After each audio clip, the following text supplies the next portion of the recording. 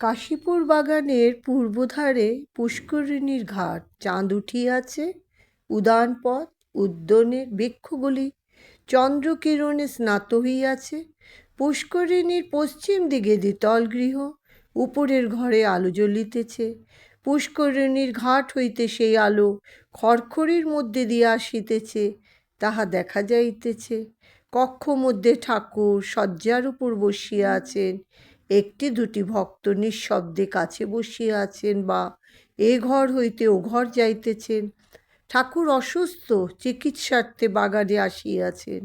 চাঁদ উঠিয়াছে, পুকুর ঘাটে গিরিশ মাস্টার, লাটু আরও দু একটি ভক্ত বসিয়া আছেন। ঠাকুরের কথা হইতেছে।